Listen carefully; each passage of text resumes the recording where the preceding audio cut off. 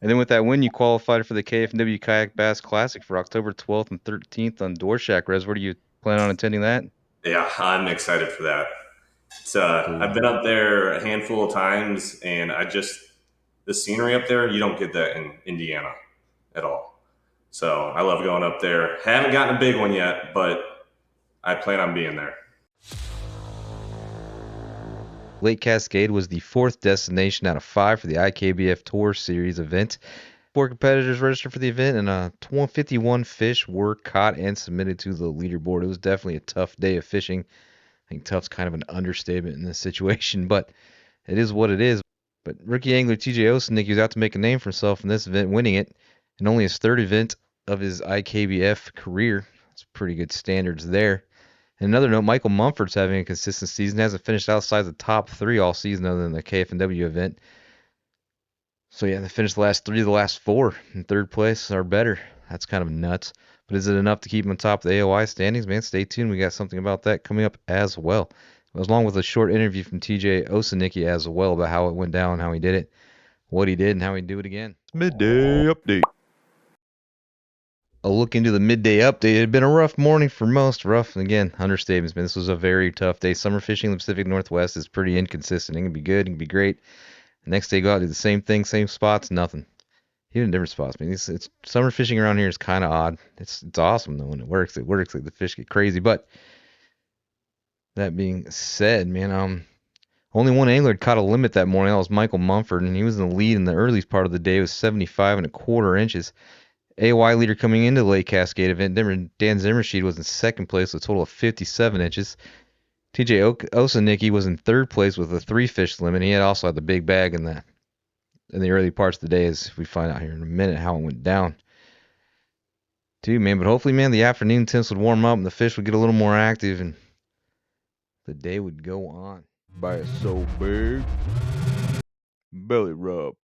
Despite being the rough morning fishing, there were some giants caught. TJ Osojnicki caught a 19-inch bass, which was enough to take home the big bass pot of $247 and a $100 gift card from Dry Creek Outfitters.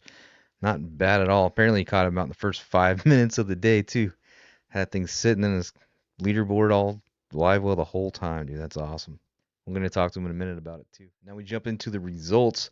Steve Broadhecker finished in 10th place with a one fish and a total of 18 inches. Man, that fish almost got him in that big bass pot, too. Shit, an inch off. Not bad at all. Jeremy Miller caught two fish and would finish in ninth place, total of 27 and a half inches. Kyle Zimke, who finished in second place at the Lake Cascade event in 2020, would catch a two fish limit with a total of 31 and three quarters inches, and he would finish in eighth place. Rough day, man. When guys like Kyle Zimke are out there catching 31 three quarters inches, it's tough. That's a tough day. Travis Anderson caught two fish for a total of 34 and a quarters inches. He finished in seventh place. Dan Zimmershed would do what he could do to keep his position at the top of the AOI standings, catching a four fish for a total of 52 inches. Was that good? And that was good enough for a sixth place finish. We're going to check out the AOI standings later and see how the results happened after this event. They've been updated. It's awesome. Connell Setzer also caught a four fish and a total of 64 inches, would land him in fifth place position. Kyle Mallett caught a fish limit totaling 68 and a quarter inches and would finish the day in fourth place. We're about to get into the top three. Michael Mumford did it again. He caught a five fish limit where 74 and a quarter inches, putting him in third place. Consistency is going to pay off, especially as the season gets closer to the end. You keep finishing in first, second, or third throughout the season, then you're going to finish very well in AOI. You just set yourself up. It's how it goes, man. Statistics. Can't help it. Luke Lobert finished in second place with a five fish limit, a total of 76 and three quarters inches. His largest fish was an 18 and three quarter, man. Just a quarter inch shy of that big bass pot. And rookie angler TJ Osojnicki got a five fish limit, giant 19-inch smallmouth, and would catapult him up to the top of the leaderboard. He would win the event with a total of 88 and a quarter inches.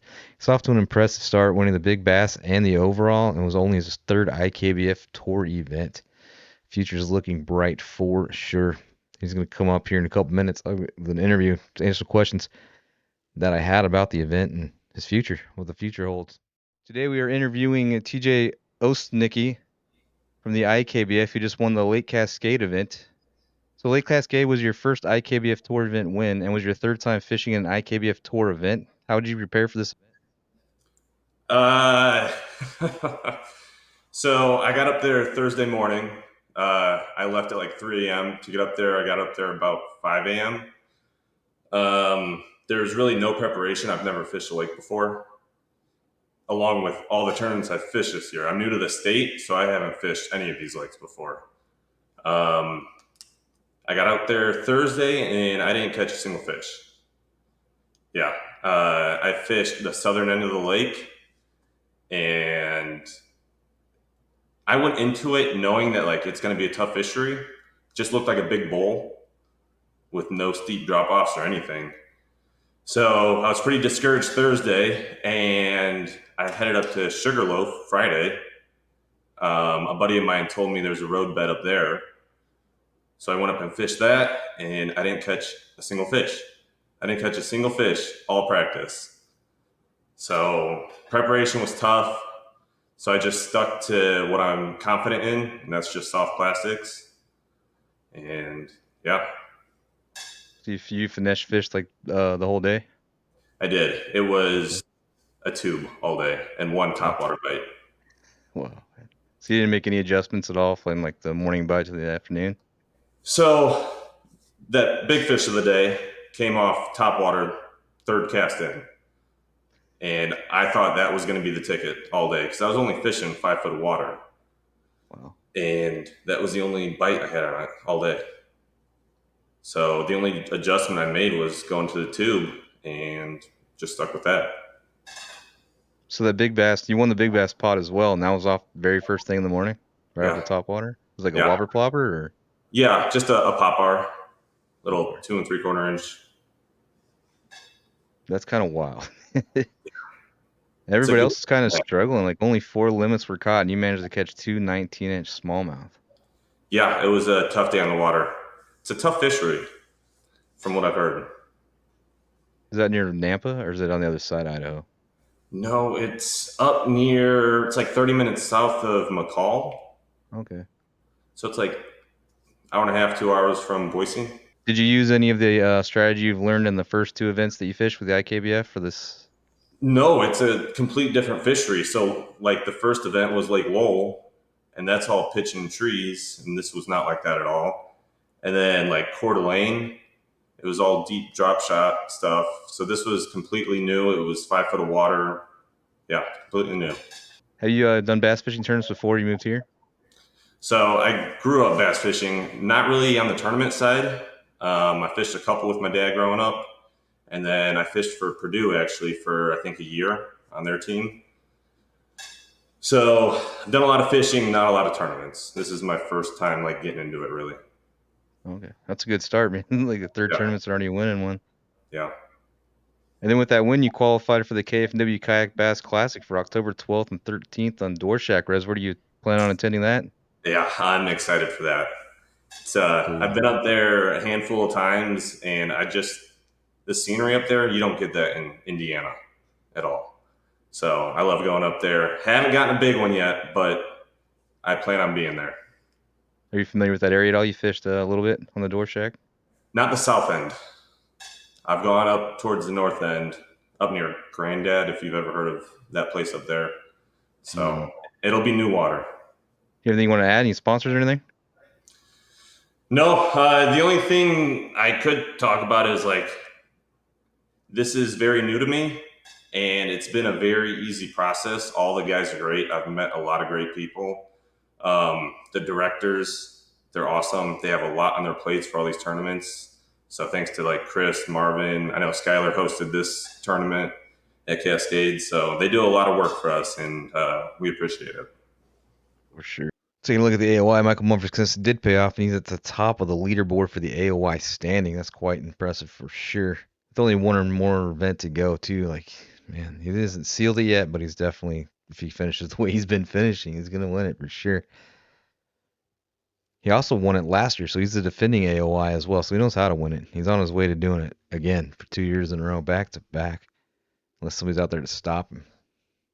And then two IKBF rookies have already qualified for the KF&W Classic, and that's Dean Hills and TJ Osojnicki.